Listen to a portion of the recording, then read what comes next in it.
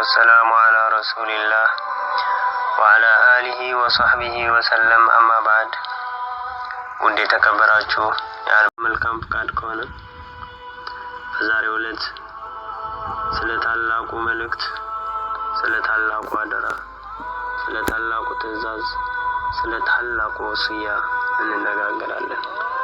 አላ ወሁወ ተውሂድ የአላህን ወህዳንያነት በተመለከተ በዛሬው ዕለት አደራ እንባባላለን።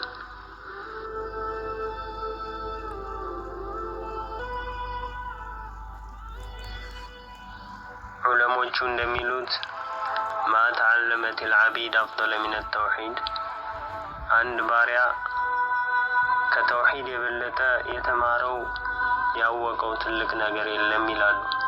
ይህ ተውሂድ በጣም መሰረታዊ ነገር ነው።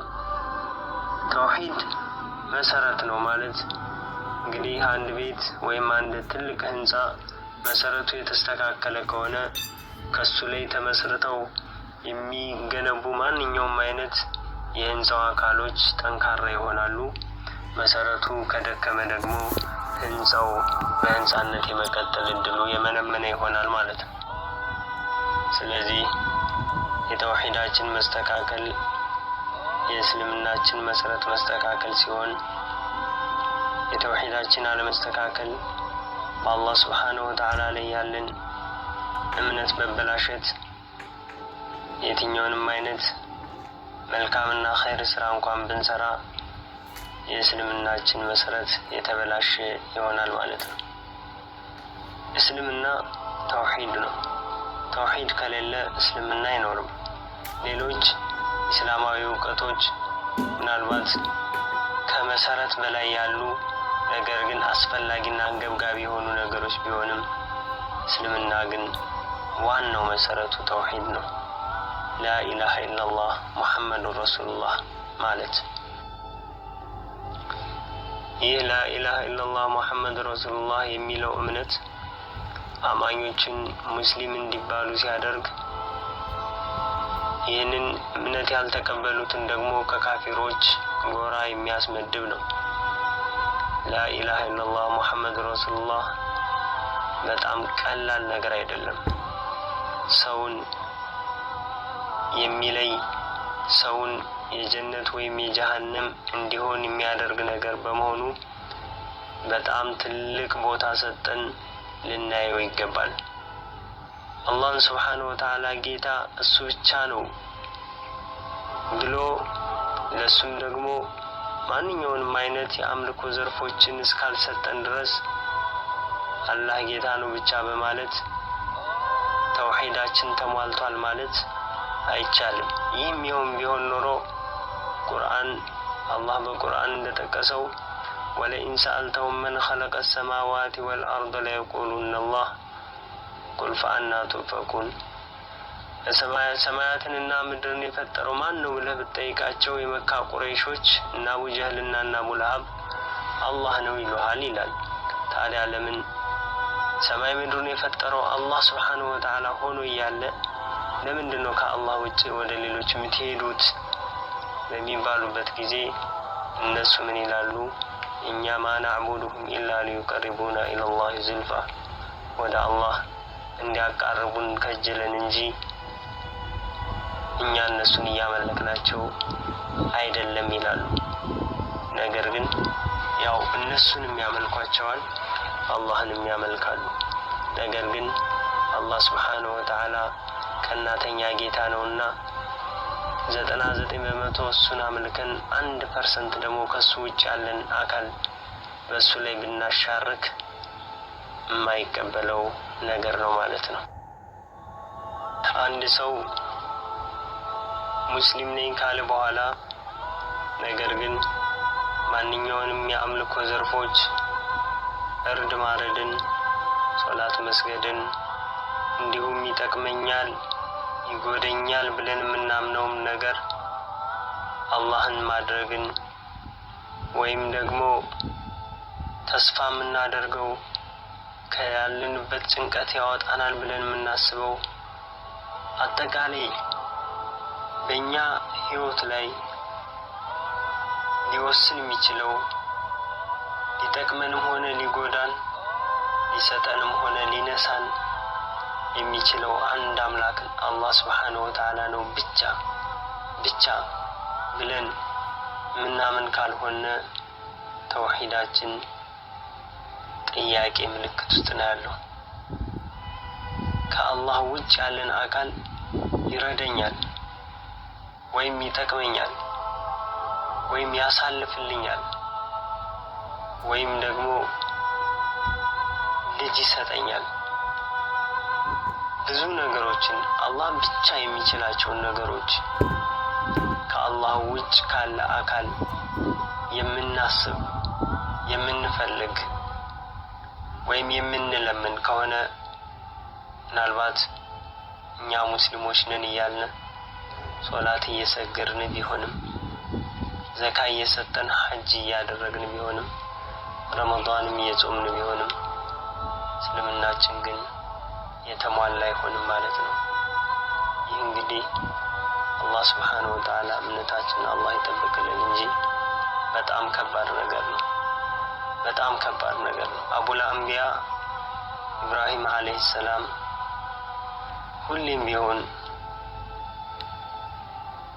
ህዝባቸውን ቤተሰባቸውን ይመክሩ ነበር። በሱረቱል በቀራ 132 አንቀጽ ላይ ወወሷ ቢሃ ኢብራሂሙ በኒሂ ይላል አላህ። በእርሷም በህግጋቲቱ ኢብራሂም ልጆቹን አዘዘ። ያዕቆብም እንደዚሁ ልጆቹን አዘዘ። ምንድን ነበር ትእዛዙ? ያ በኒየ ኢነላህ አስጠፋ ለኩም ዲን፣ ልጆቼ ሆይ አላህ ለእናንተ ሃይማኖትን መረጠ። ፈላ ተሞቱነ፣ እንዳትሞቱ፣ ኢላ ወአንቱም ሙስሊሙን፣ ሙስሊም ሆናችሁ እንጂ አትሞቱ አላቸው። ሙስሊም ሆናችሁ እንጂ እንዳትሞቱ ማለት ተውሂዳችሁን የያዛችሁ ናችሁ እንጂ እንዳትሞቱ ማለት ነው። ይህ እንግዲህ ነቢዩላህ ኢብራሂምም ያዕቆብም በህይወት በነበሩበት ጊዜ ሌት ተቀን ቤተሰባቸውንም ሆነ ህዝባቸውን የሚመክሩት በዚህ ጉዳይ ላይ ነው ማለት ነው።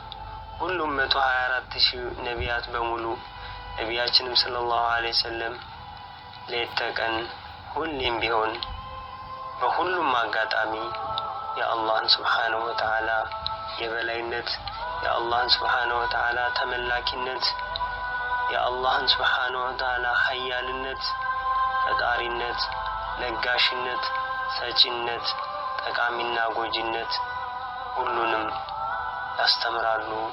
ሁላቸውም የመጡት ወደዚህ ምድር ያስፈጽሙት የተሰጣቸው ተልእኮ ተውሂድ ነው ማለት ነው። ተውሂድን የያዘ ለድል ይበቃል። ተውሂድን ያልተቀበለ ይከስራል። ምናልባት ብዙ ጊዜ ነስሮች ወደ ኋላ ሊዘገዩ ይችላሉ። ነገር ግን ተውሂድ አለመያዝ ወደ ነስር የምናደርገው ጉዞ እንዲዘገይ ያደርግብናል ማለት ነው። እናም ይህ ተውሂድ በጣም ከባድ ደረጃ ስላለው በእስልምና በዚሁ ምዕራፍ ላይ ነቢዩላህ ያዕቁብ አለይሂ ሰላም በጣም የሚገርም ነገር አስተላልፈዋል። ተመልከቱ። በህይወት ዘመን በነበሩበት ጊዜ ሁሌም ዳዕዋ ያደርጉ ነበር። ነገር ግን የመሞቻ ጊዜ አይደርስ የለምና በሚደርስበት ጊዜ ልጆቻቸውን ሰብስበው ቤተሰቦቻቸውን ሰብስበው ኑዛዜ ተናገሩ። ምናልባት በአሁኑ ሰዓት ብዙዎቻችን ኑዛዜ ለመናገር በምናስብበት ጊዜ የምንናገረው ስለ ዱንያዊ ነገሮች ነው። ትተነው ስለምንሄደው ሀብት፣ ማን ምን ያክል መውሰድ፣ የትኛው ንብረት ለማን መሰጠት እንዳለበት የምንናገርበት ሁኔታ ነው የሚያስጨንቀን። ነገር ግን ደጋግ የአላህ ባሪያዎች ነቢያቶች ግን የሚያስጨንቃቸው ነገር አሁንም የተውሂድ ጉዳይ ነው። አም ኩንቱም ሹሃዳ ኢዛ ሐደረ ያዕቁብ አልመውት ይላል። ሱብሓነላህ። ያዕቁብ አለይሂ ሰላም ሞት በመጣበት ጊዜ እናንተ በሰዓቱ በጊዜው ተጥዳችሁ ነበር እንዴ ይላል። ምንድን ነበር ያለው? ኢዝ ቃለ ሊበኒህ ሱብሓነላህ ለልጆቹ ባለ ጊዜ ማ ተዕቡዱነ ሚን ባዕዲ ከኔ በኋላ የምታመልኩት የምትገዙት ማንን ነው አላቸው። ማንን ትገዛላችሁ? ቃሉ ነዕቡዱ ኢላሀከ ወኢላሀ አባኢከ ኢብራሂም እነርሱም መለሱለት አምላክህንና የአባቶችህን የኢብራሂምን ወኢስማዒል የኢስማዒልንም ወኢስሐቅ የኢስሐቅንም አምላክ አንድ የሆነውን አምላክ እኛ ለእርሱ ፍጹም ታዛዦች ሆነን እናመልካለን አብሽር አሉት። ሱብሓነላህ። ግን ተመልከቱ ሰብስቦ ማንን ነው የምታመልኩት ሲል ሰው እሱ ከሞተ በኋላ እንደው ምናልባት ከተውሂድ ፍኖት ወጥተው ወደ ሌላ ይሄዱ ይሆን የሚል ስጋት ውስጡ ላይ ሰርጿል፣ ፈርቷል።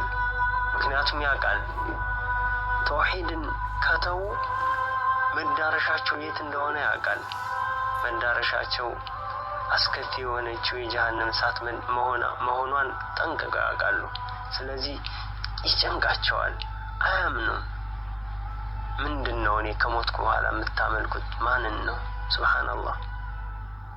የነቢይ ልጆች ናቸው፣ ሁሌም ያስተምሯቸዋል። ነገር ግን ሊሞቱ ሲሉም ሰብስበው እንደዛ ይሏቸዋል። እኛ ምን ያክል ራሳችን ተውሂድ ላይ ነን? ተውሂድ ምን ያክል ቀልባችን ውስጥ ገብቷል? ተውሂድን ምን ያክል ተረድተነዋል? ተውሂድን ምን ያክል አምነንበታል? አላህን ምን ያክል አምነንበታል? ለቤተሰቦቻችንስ ምን ያክል አስበናል? ብዙ ጊዜ ለእናት በጣም እንጨነቃለን፣ ለአባታችን ሰፍሰፍ እንላለን፣ ለእህት ወንድሞቻችንም እንደዚሁ። ግን እህቴ ወንድሜ እናትና አባቴ ተውሂዳቸው እኮ ካልተስተካከለ መኖሪያቸው እኮ የጀሃነም አገር ነው። ስለዚህ እዚህ ጋር እንዳይሳሳቱና መዳረሻቸው ጀሃነም መኖሪያቸው ጀሃነም እንዳይሆን የሚለው ስጋት ግን ከብዙዎቻችን የለም። ይሄ በጣም ከድህነታቸው የበለጠ ወይም ነቢያችን ሰለላሁ ዐለይሂ ወሰለም በአንድ ወቅት ከሰሃቦች ጋር በተቀመጡበት ጊዜ አንድ ጀናይዝ ባጠገባቸው ሲያልፍ ተነስተው ቆሙ ማለት ነው። በዚህን ጊዜ ሰሃቦች ጠይቋቸው፣ ያ ረሱላህ ይህ ጀናይዝ እኮ የአይሁድ ነው አሏቸው። እና እሳቸው ምንድን ነበር ያሉት? አንድ ነፍስ አይደለች እንዴ? አንዲት ነፍስ ከኔ እጅ እኔ ላሰልማት ወይም የሂዳያ ሰበብ ለሆናት ሲገባኝ ከኔ እጅ አፈትልካ ሂዳ የጀሃነም ስትሆን እንዴት አላለቅስ ብለው ያለቅሱ ጀመር ማለት ነው። እንግዲህ ይህ የነቢያችን ሰለላሁ ዐለይሂ ወሰለም እዝነት ነው። አንድ ሰው ተውሂድን ባለመቀበሉ ወደ ጀሃነም የሚያደርገው ጉዞ ያሳዝናቸዋል። ፈለዐለከ ባኺዑን ነፍሰክ ዐላ አታሪሂም ኢለም ዩእሚኑ ቢሃዛ ልሐዲስ አሰፋ። ነቢያችን በጣም ይጨናነቁ ነበረ። እንዴት የሰው ልጆች አላህ ስብሓነሁ ወተዓላ ጀነትን አስቀምጦላቸው እያለ እንዴት ወደ ጀሃነም ይህን ለመግባት ይህን ያክል ግብ ይፈጥራሉ ይላሉ። በጣም ይጨነቃሉ። አላህ ተው፣ ይሄ ያንተ ድርሻ አይደለም። አንተ ያለብህ ኃላፊነት ለነሱ አድርስ የተባልከውን መልእክት ማድረስ ብቻ ነው። ፈኢነማ ዐለይከል በላግ፣ አንተ ላይ ማድረስ ብቻ ነው ግዴታ ይላቸው ነበር። በጣም ይጨነቁ ነበር፣ በጣም ይጠበቡ ነበር። ሱብሃንአላህ። ይህ ዳዕዋ ላይ ትልቁ ነጥብ ነቢያችን ሰለላሁ ዐለይሂ ወሰለም ያሉበት ነጥብ ነው።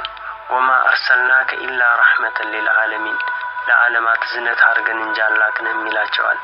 የዳዕዋቸው መነሻ እዝነት ነው። ይህ ትልቅ ነጥብ ነው። እዝነት ከሌለን የዳዕዋ መስመር ላይ መሰለፍ የለብንም ማለት ነው። ይህ ተውሂድ የሚባለውን ነገር ሱብሃንአላህ በእኛ አነጋገር በእኛ አቀራረብ ሰዎች እንዲቀበሉት ከማድረግ ይልቅ እንዲሸሹት፣ እንዲጸየፉት፣ እንዲጠላ እያደረግን ያለንበትም ሁኔታ አለና አላህን ልንፈራ ይገባል። ሰዎች በእኛ ምክንያት እንዲከፍሩ፣ በእኛ ምክንያት ሐቁን እንዳይቀበሉ የሚሆንበትም ሁኔታ አለ። እዝነት ከቀልባችን ሊኖር ይገባል። እዝነት ከቀልባችን ሊኖር ይገባል ማለት አንድ ሰው ዳዕዋ በምናረግበት ጊዜ፣ ተውሂድ በምናስተምርበት ጊዜ ተውሂዱን ከተቀበለ ጀነት ይገባል፣ ተውሂዱን ካልተቀበለ ጀሃነም ይገባል። ስለዚህ ይህ ሰው ተውሂዱን ሳይቀበል ቀርቶ ጀሃነም እንዳይገባብኝ የሚለው ስሜት ከባድ ከሆነ አላህም የምናደርገውን ዳዕዋ በረካ ያደርግልናል፣ ሰዎችን በቀላሉ እንዲቀበሉ ሊያደርግልን ይችላል። ነገር ግን ይህንን ትልቅን ህይወት፣ የተውሂድን ህይወት እኛ መናገራችንና ኃላፊነታችን መወጣታችን ብቻ አስበን ያለምንም እዝነት ከፈለገ ይቀበል ካልፈለገ ይተወው አይነት አነጋገር ብንናገር ለሰዎች ከቀልባቸው የሚደርስ አይደለም። ምናልባት እኛም አያስጨንቀንም የራሳችንን መናገር እንጂ ሰዎች ምን ያክል ገብቷቸዋል፣ ምን ያክል ተረድተውታል፣ ምን ያክልስ በምን መልኩ ተነግሯቸው ሊቀበሉት ይችላሉ የሚለው ነገር አያስጨንቀንም ማለት ነው። ይህ በጣም ትልቅ ልናስተካክለው የሚገባ ነገር ነው። መጀመሪያ ልንጨነቅ ይገባል። መጀመሪያ ልናዝን ይገባል። እዝነት ነው የሚቀድመው። እዝነት ካለ አላህም ያዝንልናል። الراحمون يرحمهم الرحمن። ልናዝን ይገባል ለሰዎች ሽርክ ላይ ላሉ ሰዎች ልናዝን ይገባል። መጀመሪያ ቀብለ ኩል ሸይ ሊያናድዱን፣ ሊያስጠሉን፣ ሊያበሳጩን፣ ልንጠላቸው ምናምን አይደለም የሚገባው፣ ልናዝንላቸው ነው የሚገባው። ያኔ ዳዕዋ ለማድረግ እንነሳለን። ምክንያቱም በዛ ሁኔታቸው ላይ ከሞቱ የሚገቡት ጀሃነም ነው እንደ እምነታችን። ስለዚህ እንዴት لا يؤمن أحدكم حتى يحب لأخيه ما يحب لنفسه ለራሱ የሚወደውን ነገር ለወንድሙ እስካልወደደ ድረስ ለሰዎች እስካልወደደ ድረስ አማኝ አይደለም ብለዋል። እነዛ ሰዎች ደግሞ ከሞቱ ጀሃነም ናቸው። ጀሃነምን ደግሞ እኛ አንፈልግም ለራሳችን። ስለዚህ ለኛ ለራሳችን ማንፈልገውን ለነዛ ሰዎች ለምን እንመኛለን? ያ ጭንቀት ያ እዝነት ካለ እንዴት አድርጌ ብነግረው የወንድሜ ተውሂድ ሊቀበል ይችላል የሚለው በቃ በምን መልኩ ላስረዳው? በቃ በጣም እንጨነቅለታለን ማለት ነው። ስለዚህ እሱ ሊቀበል የሚችልበት መንገድ አብጠርጥረን ፈልገን ልናገኝ እንችላለን። ማለብኝ ተውሂድን መናገር ነው፣ ማድረስ ነው። ከዛ ውጭ ተቀበለ አልተቀበለ እኔ ጣጣ የለኝም ደንታ የለኝም ከሆነ ግን ያው ምንም አይነት ተመር የለውም፣ ፍሬም የለውም ዳዕዋችን። እንዲያውም ሰዎችን በእልክ ከቢድዓ ወደ ሌላ ቢድዓ፣ ከሽርክ ወደ ከባድ ሽርክ ወይም ወደ ኩፍር እንዲሄዱ ያው መንገዱን ልንጠርግላቸው እንችላለን ማለት ነው። በዚህ በኩል እውቀት የሌለን ሰዎች አርፈን ብንቀመጥና እውቀት ያለንም ሰዎች ደግሞ በጉዳዩ ላይ ትልቅ ቦታ ነውና በእስልምና የተሰጠው የተውሂድን ትምህርት በአግባቡ በጥልቀት በመረዳት መጀመሪያ ራሳችንን፣ በመቀጠል ቤተሰቦቻችንን፣ በመቀጠል ደግሞ ወአንዚር ዓሺረተከል አቅረቢን በተባለው መሰረት ቅርብ ዘመዶቻችንን የተውሂድን ትምህርት የማስተማር ተግባር እንዲጠነቀቁ በማድረግ የበኩላችንን አስተዋጽኦ ማድረግ አለብን በማለት ንግግሬን እዚህ ላይ ጨርሳለሁ። جعلني الله وإياكم من الذين يستمعون القول فيتبعون أحسنه وصلى اللهم على سيدنا محمد وعلى آله وصحبه وسلم.